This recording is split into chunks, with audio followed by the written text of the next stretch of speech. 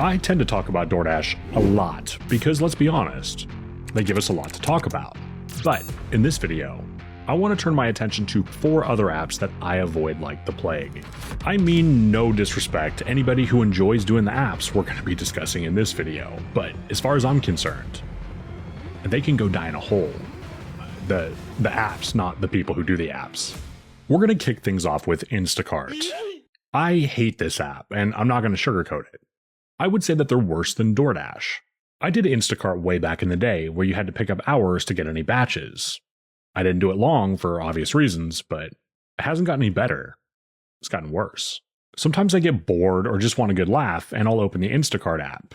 And what I always inevitably end up seeing is flat out insulting. My market is fairly spread out, so it's not uncommon to see doubles going 20 miles paying nowhere near enough for 20 miles. I want to focus on the doubles for a moment though. Personally, I hate it when Instacart doubles orders. It's not like it freaking doubles the pay. You're just doing way more work for a lot less money. It seems like half of the orders that I see on Instacart don't have tips on them. Personally, I would be ashamed if I asked somebody to drive to a grocery store, shop my order, pay for it, and haul it upstairs without tipping them for it. But I guess my parents just raised me right. Instacart also has a bot problem. You ever wonder why you see a good order pop up and it's gone before you even had time to process what you saw? Bots. I can't stand this app because customers can tip bait and the pay sucks. It's a cold day in hell before I take an Instacart order. The next app that I avoid is Shipt. Now, I realize that there are people out there who do very well with Shipt. However, I got a serious problem with the way that the app functions. Now, if we got an hourly rate and we weren't using our own personal vehicles, I would have absolutely no problem doing the work not knowing for sure if we were about to get tipped, but that's not our reality. Shipt shoppers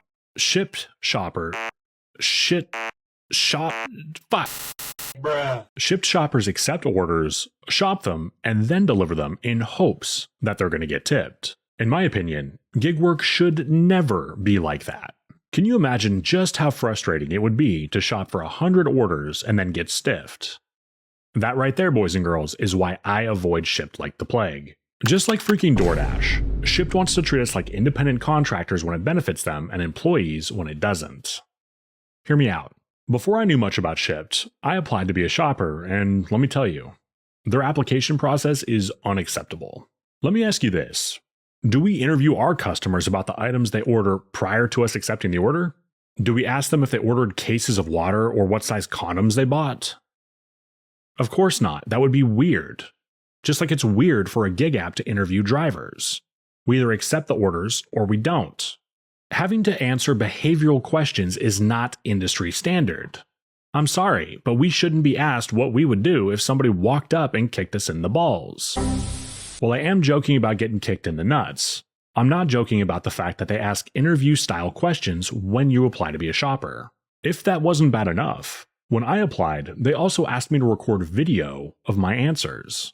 Like, what if I don't know how to make a video? Now, I could argue that the fact that they didn't take me as a shopper was because of my appearance and the fact that I looked like Shrek. And that's illegal. I was so off-put with the interview questions and the video request that I answered this isn't a W-2 job to every single question I was asked. Guess who wasn't onboarded as a shit shopper? My final gripe with shit is that if you get deactivated, it takes a literal act of God to get you reactivated. As a content creator, I hate it when people tell me that they got deactivated as a shit shopper and ask me how to get reactivated because you know what? Screw it. I'm going to keep going. Because as of the filming of this video, it takes a literal act of God or you being reincarnated. That is how you get reactivated on shit. Can you tell I have a problem with this app? Due to the lack of transparency and the interview-style questions, this app is a hard pass for me. I want to move on to an app that doesn't fall into the same categories as everything else. Flex. This is the only app we're talking about that doesn't need to go die in a hole. I don't avoid Flex because of anything to do with the app, the pay, or the way that they conduct business, but rather my market. My market is predominantly apartments, and while most of them are easy, they do slow us down. Apparently my city doesn't build houses anymore. They're all condos or apartments, and with the newer ones, you have to get buzzed in, and that definitely slows us down. The thing with Flex is you want to be quick, and I don't see how I could be quick when 2 out of the 3 stops I need to make would be apartments. If I were in a market that was mainly houses, we would be having an entirely different conversation, but that's just not the case. I also question the long-term viability of Flex. They use everything from the postal service to their own freaking jets and everything in between. With that said, they've leaned so heavily into their own delivery partners, not Flex drivers, that I worry that they'll eventually phase Flex drivers out. Let's move on to our final app, GoPuff. There are a myriad of reasons that I choose not to do GoPuff, but to give you a pretty good idea of the biggest reason, the pickups here are at Bevmo, and if you don't know what that is, it's like a Disneyland-sized liquor store. Just like shit. You don't see tips up front, and while I can't speak for you, I definitely don't want to revert back to the days of Postmates where you had to do the order and hope for the best. My friend Pam does GoPuff here, and she tells me about 80% of the orders contain alcohol, which I won't touch with a 10-foot pole. Well, I mean, I'll touch the alcohol, I just won't, deliver it. Don't get me wrong. There's a big difference in somebody ordering a bottle of wine to enjoy over a fancy dinner. But I live in a college town where they get white girl wasted and don't know how to pace themselves. In my opinion, there's just too much liability with alcohol orders. Matter of fact, a couple months back, I had a dream where I accepted an alcohol order, and when I got to the delivery, the person handed me the McLovin ID. You know you've got problems when you dream about work.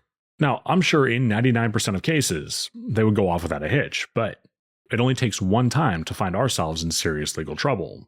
So, I just avoid them. Something else that makes me hesitant to do GoPuff is, in my market, they outsource a lot of their orders to Uber Eats. Makes me wonder why they can't get them delivered through their own drivers. If I had to take a total shot in the dark, I would guess that this company won't exist in 5 years. Let me know your thoughts in the comments. Alright, which app's drivers did I piss off the most? Which apps do you refuse to touch? Let me know in the comments section. Before we wrap up, I don't do a channel membership, merch, or a Patreon, and while this video was largely for entertainment, I truly believe that good information should be free. Something as simple as pressing the like button and subscribing to my channel goes a really long way. If you want to support the channel past that and save a few bucks in the process, check out Upside by clicking the link in the description or the pinned comment. Upside is a free app that gives you cash back on grocery, gas, and restaurant purchases. In fact, I've earned over $700 in cash back by using this free app. I use it every single time I get gas. In recent months, they've added countless gas stations across the country, and they even added some of the cheapest that my market has to offer. If you use my affiliate link, you'll get an additional 15 cents back per gallon on your first use. Thank you for your continued support. My name is Zach. Take care.